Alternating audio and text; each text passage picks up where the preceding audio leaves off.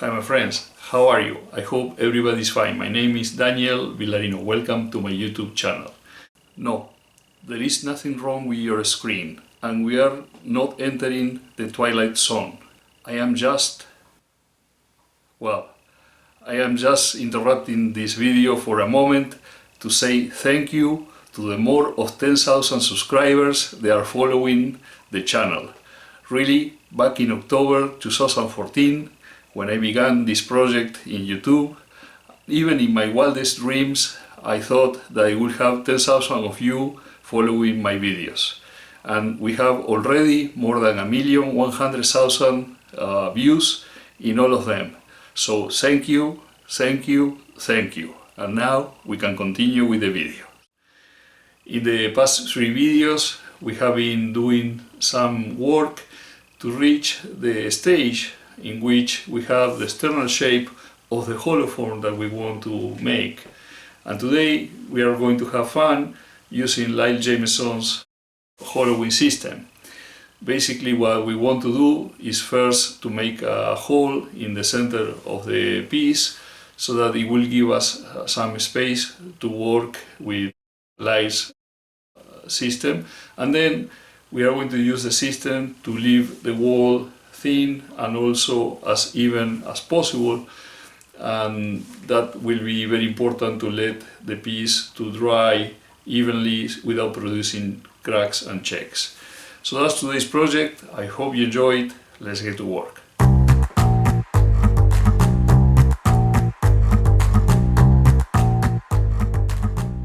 With a skewed chisel, I make a small cone to center the bit.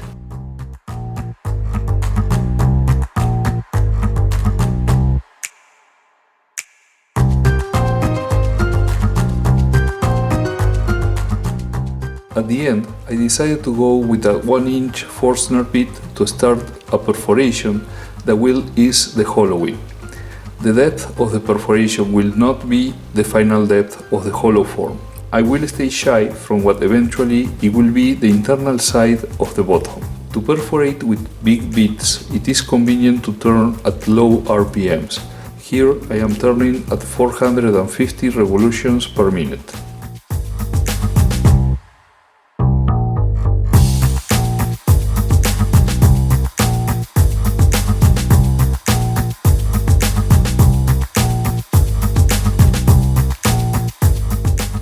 I'm going to use a 2 1/8 of an inch bit to enlarge the previous hole. This will give me very easy access for this particular form. In a future video we will see a work with a much smaller entry hole. I have put a timer to check how long it will take to install Lyle's hollowing system. We will see that between removing the tailstock, installing the system, and my worries about the camera capturing correctly all the steps, I barely took a bit more than a minute.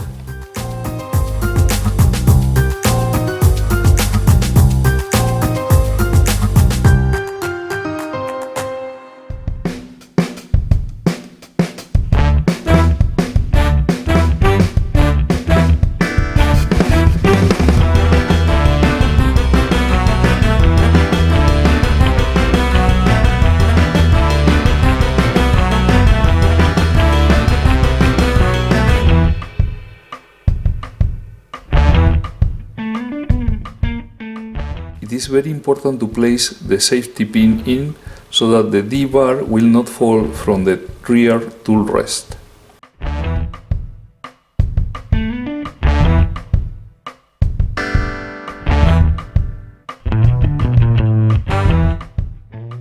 I am using a paraffin wax bar that basically is the same material used to fabricate common candles, to lubricate all the surfaces and have better control with the hollowing tool.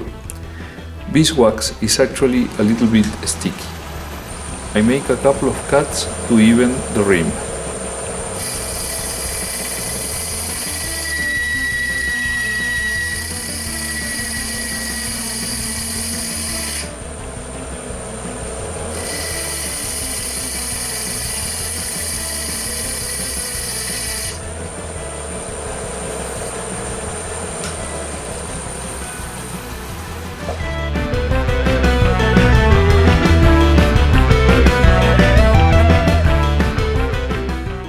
going to show you in some diagrams the theory of how the system works, and then we will see it in the practice. The orange image represents an example of hollow form. This is not the one that I will do today, but another with a sharper curve to simplify better the situation. I am going to enlarge this section of the piece where it will be that sharper curve. If we want to measure the thickness of the wall where the point A is, the thickness is not going to be the distance AY. It will not be either the distance AZ. To find the thickness, we need to trace a tangent to the curve of our hollow form at the point A. From there, we need to find a right angle, that is 90 degrees, and through point A to trace a perpendicular to the tangent we traced a moment ago. The place where this line intercepts the internal wall at point B will give us the correct thickness of the wall. So, how will we do this in the practice? We will use the help of a card in which there are two lines, one parallel to the card border and the other, with the arrow, perpendicular to the border. We place the card against the external wall of our piece, and that will be the position with which we will set up the cutter to cut in that sector of the vessel. Ideally, for each section of the curve, we will reposition the card and reset the cutter and laser positions to ensure that we are always achieving the same wall thickness. The sharper the curve is, more resets we will need. When the curve is softer, we can cut a longer stretch without resetting. Also, the resetting is more critical the thinner we want the wall. Let's assume that our final wall thickness is the distance AC. We are going to transfer that distance to the card arrow, placing the point C just on the border. In this diagram, we can see that from the cutting point up to the laser point of light, we have a distance CL. What we want is that distance and the direction of that segment to be identical to the ones we have in the card. In other words, that AC and CL are equal and that both segments are aligned in the same direction.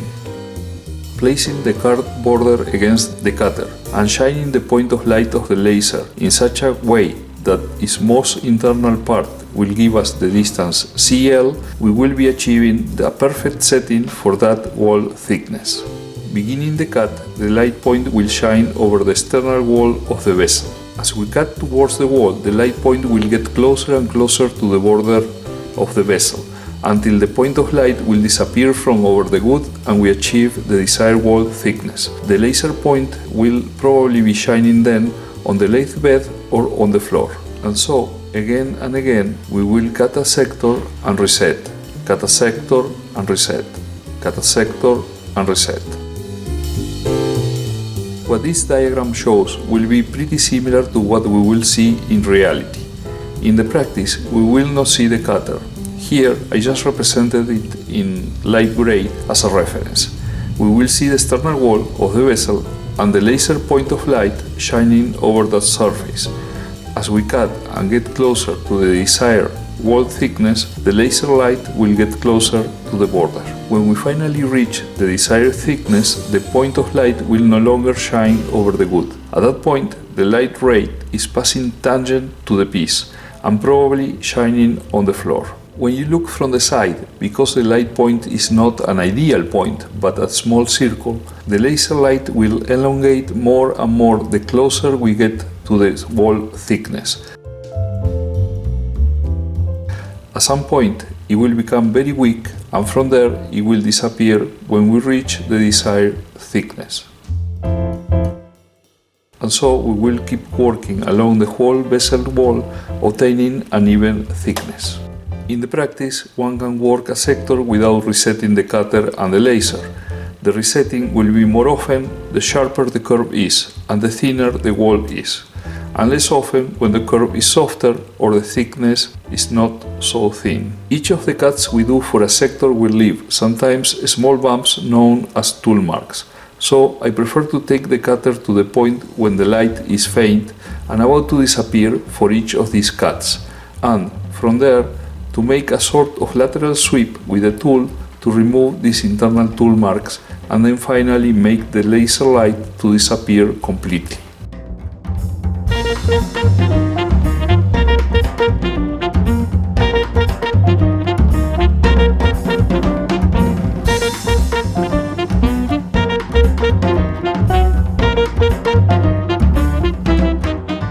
We begin by placing the card tangent to the vessel wall in the first sector we are going to work.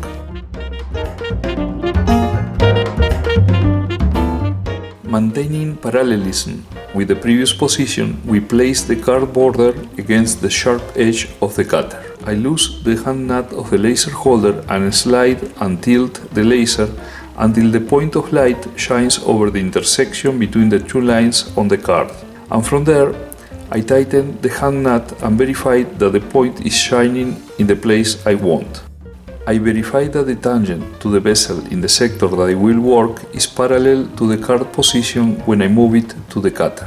In this instance, I selected as thickness the distance from the border to the part of the line parallel to the border that it is closer to it. I place the cutter inside the vessel and begin cutting until the laser light almost disappears. And I repeat the process each time a little further in.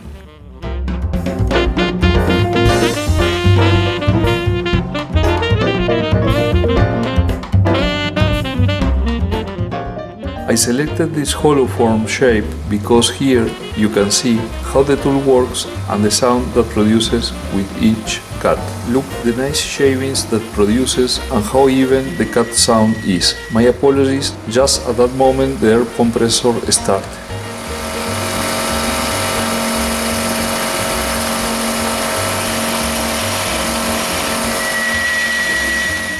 In the next take we will see the lateral sweep. But look how nice the internal wall is. The sound helps us determine whether we are being too aggressive or we are okay with the lateral sweep. It should sound soft, like a shh, and with a few sweeps the laser light will begin to disappear.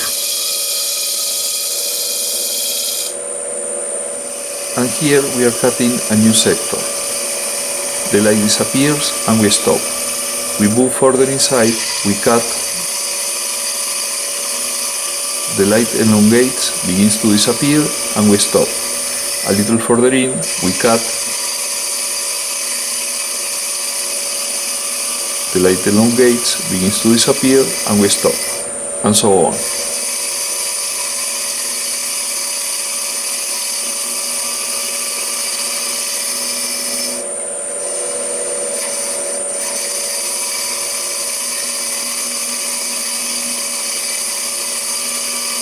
After a few cuts, we make the lateral sweep to eliminate the tool marks. The shavings, you can see, are just wisps.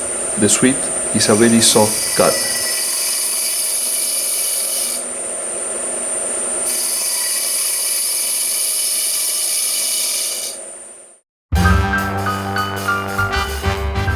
Before continuing with another sector, I make myself some room with cuts a bit more aggressive. This is not as critical with this form, where the opening is quite big, but it is for hollow forms with small entries.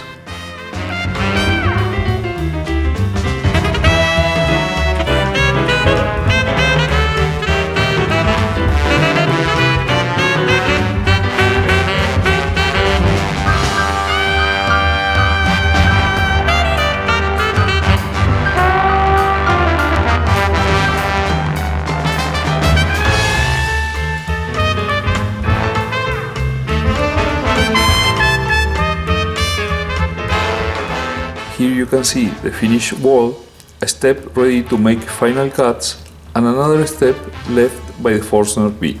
Every so often I check whether there is need to reset the cutter and the laser.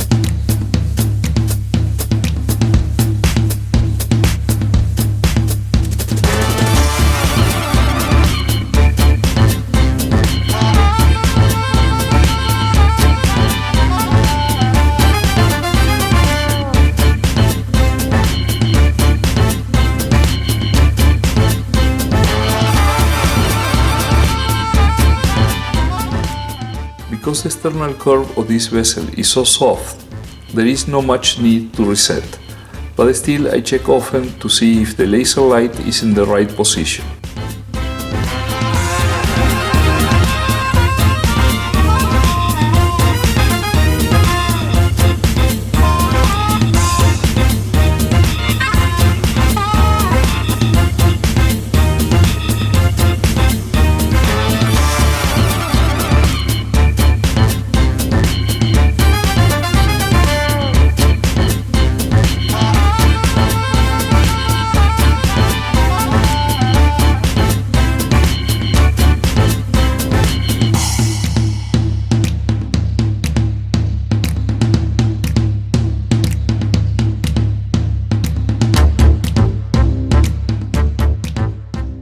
Here the curve becomes a bit sharper, so it will be necessary to reset the cutter and the laser more often.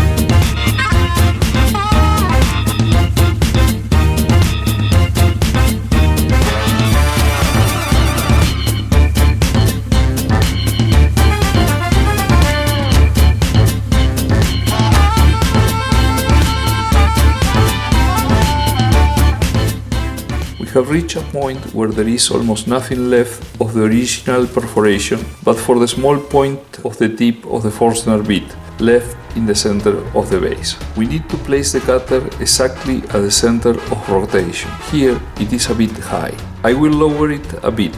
Too high or too low will not work well. It seems to be better, but to verify by hand I will trace a line with the cutter on the bottom to see if it goes through the center.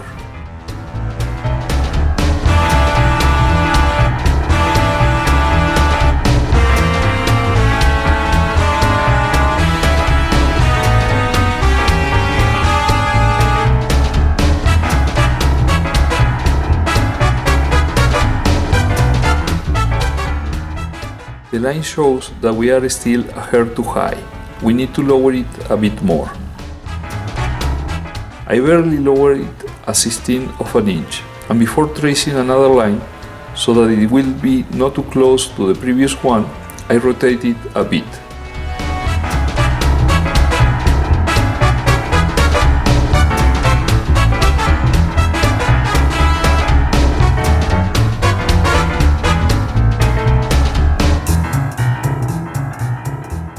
Now we got it, right at the center. This will help to avoid forming a knob in the center and avoid the cutter from sliding in the wrong direction. I make sure that the cutter assembly is aligned with the main body of the tool, and I place the laser light so it will be just touching the cutter edge. The rightmost part of the point of light indicates the exact depth of the vessel. I am going to leave the yellow line as a reference so you can see how the cut progresses.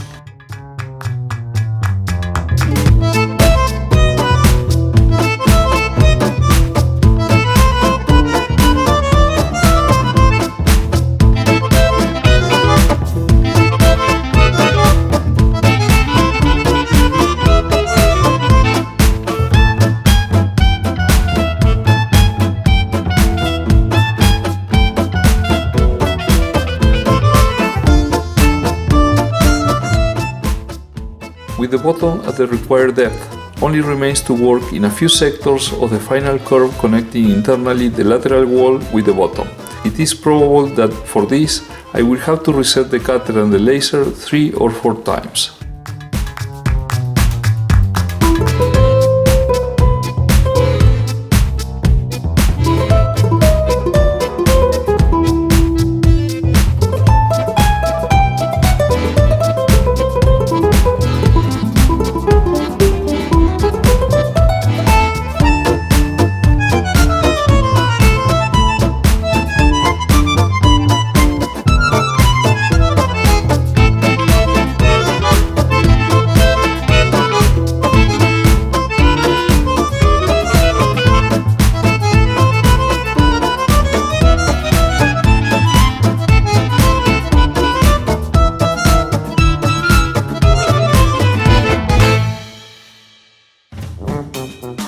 have finished the internal work with Lyle's hollowing system.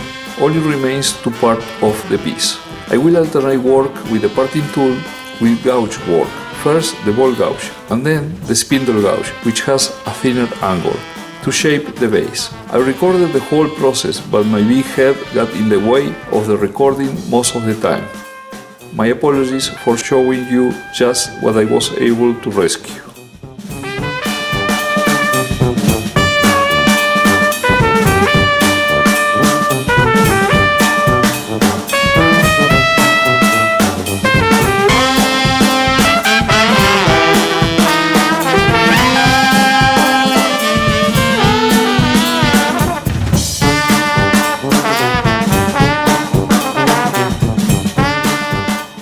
Before completely parting off the piece, I will sand it again to work it better on the curve at the base and the base itself.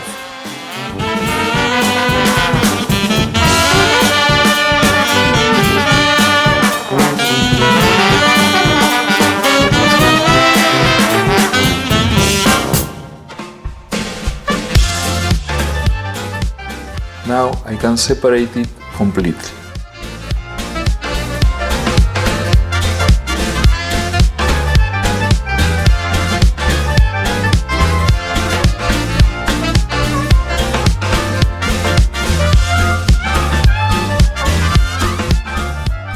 I always had a bit of a problem to sew left-handed, but it is almost nothing and being patient works well.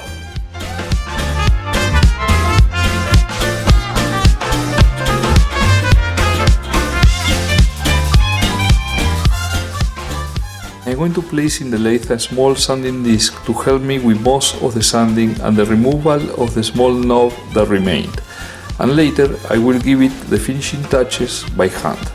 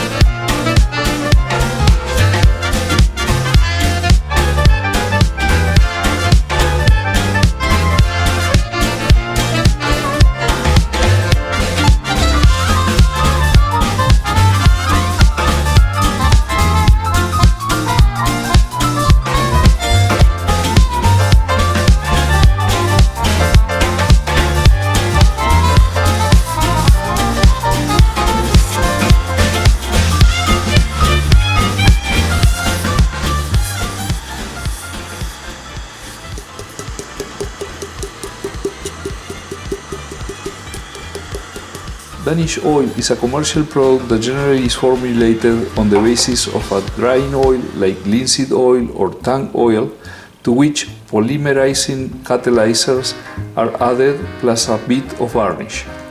You apply it simply with a small cloth, and after dry you can apply another coat and another and so on. If you wish, it can be buffed using the buffing cloth wheels.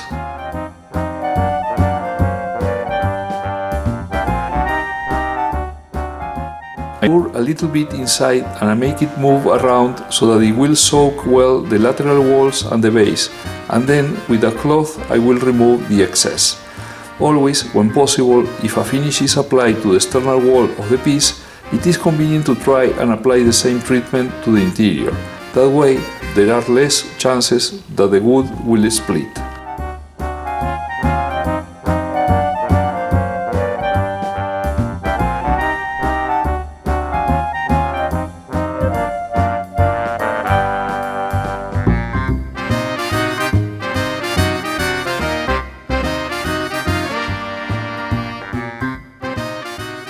Okay, my friends, I finished making the hollow form. This pear wood is really beautiful. You can see that it has a pretty nice shine. This is due to the finish with the Danish oil. It is not a very brilliant finish. It is between matte and satin, but it gives a nice shine still to the piece. It's very easy to apply. You just apply it with a small cloth, cover the whole surface, then let it dry. You can apply several coats like that, and if you want, you can buff it on a buffing wheel. You can see the bottom here, finish, very nice. Let me see, I don't think you will be able to see because of the light the interior, but you can see that it's very thin, it is very even, very nice use of the tool, really. I love it, the way it works. And one thing that I didn't forget, I guess, to show it completely, but because of the shape of this hollow form, which is kind of a very soft curve, I didn't have to move that much the pointer of the cutter. It has a nut on top that you can loose, and then you can change the direction of the cutter. You can put it straight in the direction of the whole device, or you can tilt it towards one side, or even kind of backward if you were doing something that has like a shoulder. And probably what I'm going to do is, when I make another hollow form with a more pronounced curve and probably a shoulder, I will show exactly what I am meaning right now. But in the video you could see, for example, that when I was working on the base, the cutter was totally straight, while when I was working on the walls, it has a certain inclination towards one side. Okay, so I'm going to put some pictures of the hollow form at the end of the video, and I am going to put also there some pictures that were sent by the friends of the channel. Miguel Ángel from Henderson, province of Buenos Aires, Argentina, made this nice flower pot with a base made of red cedar and the top in locust tree. Great job, Miguel Ángel!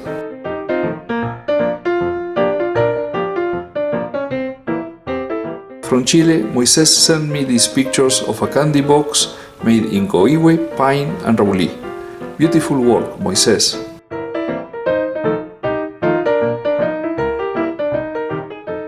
Carlos from Cabo San Lucas, Baja California South, Mexico, made this box with the barrel shape in guava tree,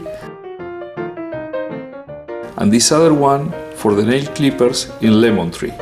Very nice boxes, Carlos. And Tomás from Bahía Blanca, Argentina, is taking his first steps in the world of turning and sent me these pictures of a box made with an unknown wood and a flower pot in a piece of chañar firewood. Keep going that way, Tomás. Very nice jobs. And here you can see pictures of the Bradford Pier hollow form.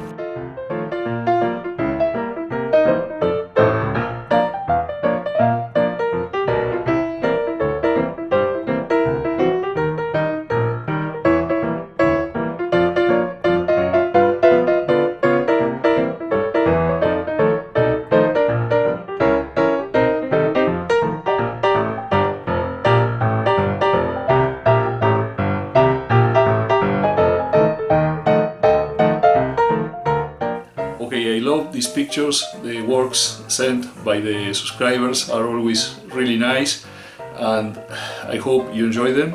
I also hope you enjoyed the video. If that's the case, please mark the like button down below, make comments, and if you haven't subscribed yet to my channel, please do so. Once again, thank you, and it will be until the next one. Cheers!